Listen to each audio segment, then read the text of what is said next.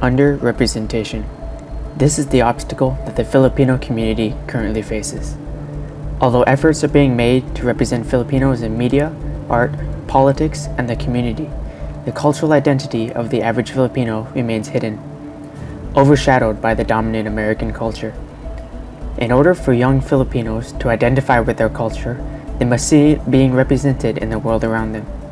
In Hawaii, we see the presence of Filipinos in areas such as the workforce in hotels, the history of plantation workers and their families, Filipino products, their language, and their food. But if nothing is done to protect their representation or foster it in other aspects, then the Filipino presence will fade away. Most of the Filipino migrants to the United States during the colonial period came as cheap labor. To sustain constant demand for labor, the Hawaiian Sugar Planters Association organized recruitment of Filipino laborers. Due to the distance and having to leave their families, many of the Filipinos were averse to come to Hawaii. But because of recruitments, campaigns, and the success stories of the first repatriated Filipino sugar workers and the money they earned encouraged other Filipino migration. The fresh vegetables we eat, the sugar that we use, we don't realize or acknowledge the people who plant, pick, and work long hours in the sun to provide us with these goods in the stores and on our table. The amount of work these Filipino workers do is not worth the money they make. Without them, who would fill in the jobs of planting, picking, and growing our crops? Although they continue to go unnoticed, their hard work and dedication to their job never stops. Many of the younger generations of today's society know very little about their ancestors' native tongue.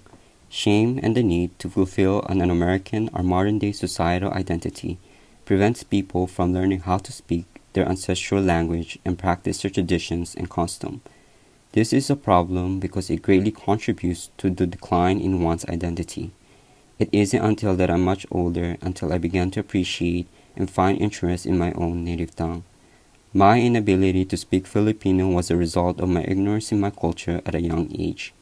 However, now that I'm much older and able to understand its importance in my identity, I struggle to understand and learn the Filipino language and culture in a deeper and more intimate way. Another example of Filipino mentality that was directly influenced by the colonizer was the preference of using and buying foreign goods and services instead of buying the same product by a local manufacturer. We degrade our domestic goods and prefer to buy imported products or imported brands due to the mentality of better quality. The question is, how does it relate to the history of colonization of the Philippines? One theory that I have is social status. Similar to having a light skin, having imported goods, especially imported brands, may indicate that the person or family are wealthy or can afford expensive things, while Filipinos perceive their own domestic goods at lower quality and that every Filipino have it. Even many of the foods that are considered from the Philippines are taken from other cultures, and younger generations don't know where they come from. They take for granted that this culture that they were brought up in is authentically Filipino, not being able to tell that the lumpia they eat at their family gatherings as historical connections to Chinese traders that once visited the Philippine Islands. The foreign influences from colonization early in their history had spoiled their tastes with rich flavors from the West. They do not remember the taste of the Malayan food they once made, and so Filipino traditions faded away. Tourism is the #1 revenue generator for the state of Hawaii, and every year over 8.6 million people come to our island.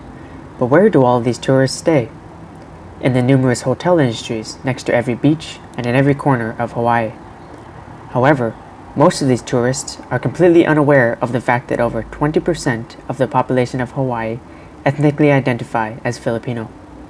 The Filipino community in Hawaii was almost entirely working class, with no Filipino families of great wealth and with a still emerging middle class. And of the Filipinos in the working class, almost 30% of them work in the exact hotels these millions of tourists are staying in. Until the Filipino working class is more prominently represented, their people will continue to be forgotten and fade away. The corn, lettuce, and other vegetables we eat and buy from the store, we must not forget and appreciate the Filipino plantation workers who provide us with these necessities. It is now time for them to stop fading into the background.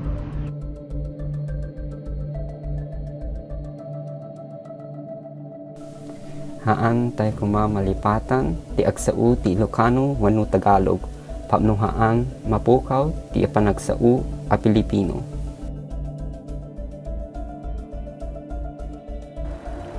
The Filipino blue-collar working class of Hawaii must come forward from being the backbone of Hawaii's workforce in order to stop their fading presence.